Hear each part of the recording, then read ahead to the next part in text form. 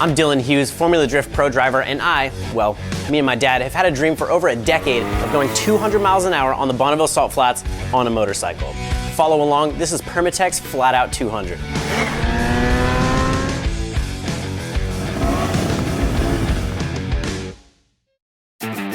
So this entire idea originated about 10 plus years ago when me and my father went to Moab, Utah for a week with some of his friends just to go ride dirt bikes for the week. So it was kind of like my farewell to high school and kind of just get away and go and ride dirt bikes for the weekend, because that's kind of what we did as a family. So hung out down there for about a week, did some amazing riding, saw some really cool stuff, and then on our way back it just happened to be Bonneville Speed Week. So we go out on the Salt Flats, never been there before, and just rolling up to the place, it was absolutely insane. What a crazy, crazy place. There's nowhere else I've ever seen that was just that flat and that white, because all the salt is white. So we get out there, we see some guys go really fast, 300, 450 miles an hour. We saw a couple of guys go by and it just blew me away. I could not believe just the speed of it. And there was one guy out there who was just riding a relatively stock 1000cc bike, and it was insane to me that he was out there just holding that thing wide open. My dad and I thought that it was so cool, and we really just decided that we had to do it someday. So we swore up and down that we would definitely come back to Bonneville Salt Flats one day, and we would go and we'd try and go 200 miles an hour. My father has done a lot more road bike racing than I have. Mostly growing up, I was all dirt bike. So that 200 mile an hour goal was really just something that was like so far-fetched that like we had to try it, right? So here we are 10 plus years later.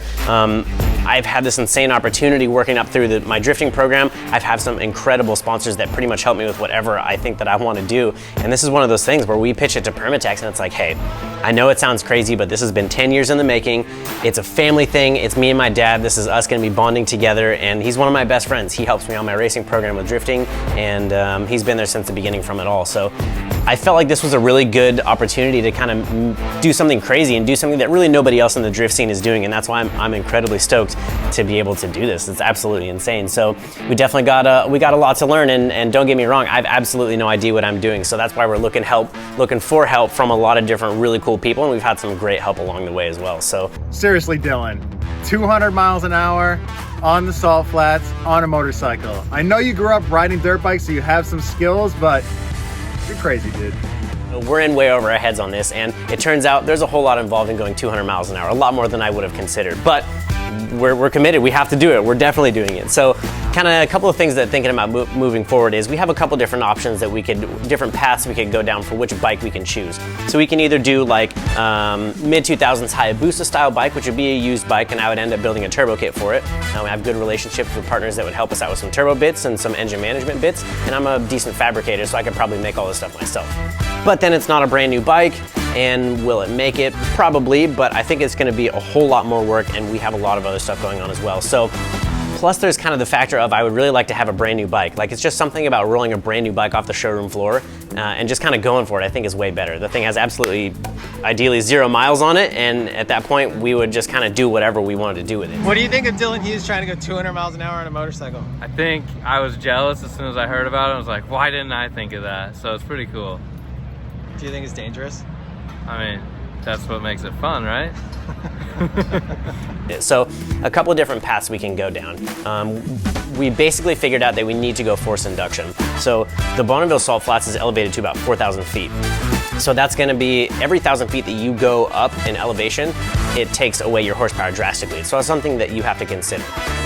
Also, there's absolutely no traction on salt. So one of the biggest things that we have to worry about is the aerodynamics on the bike. So you can take a bike that's meant to go fast and you can put it on the Bonneville Salt Flats, and it's not going to go nearly as fast as you want it to, because the aerodynamics essentially will create like a brick wall, and you just won't aerodynamically be able to make it to the speed that you want. Doesn't matter how much power you have, it will just start spinning the tire. So that's something else we got to consider, spinning the tire. I've talked to a lot of different people that will say if you don't have the right aero package on your bike, you will be spinning the back tire in excess of 180 miles an hour, which is pretty psychotic if you think about it. It sounds pretty well terrifying. But on the topic of bikes, we were deciding which way we wanted to go. We're going to go turbo Hayabusa, or we're going to go like newer bike of some sort of force injected newer bike. So we got in touch with a good friend of my dad's named Bill Woods, who's a Salt Flats legend. He's been going out there for years and years. And my dad's known him for a couple of years, which is really cool because I was able to hit him up, and he's been an unbelievable help to me. Every time I call him, he answers, lots of text messages back and forth. And the dude knows what's up. He knows how to go 200 miles an hour on the Salt Flats. He's been there, he knows the aero packages, he knows the horsepower numbers to make it happen. So he had a friend who had a turbo Hayabusa that we were potentially gonna buy. So I end up hitting the guy up, we're like ready to do this thing, and he's just like, you know what? I'm not ready to sell the bike, I don't want to. So that was kind of, that was tough, man. Like I thought for sure, I was like, this is it, we're gonna drive to Seattle, we're gonna go get this bike, it's gonna be all sick, like we got a plan, okay, sweet. And then like kind of the carpet was yanked out from underneath us. Maybe I got my hopes up a little bit, I don't know, but.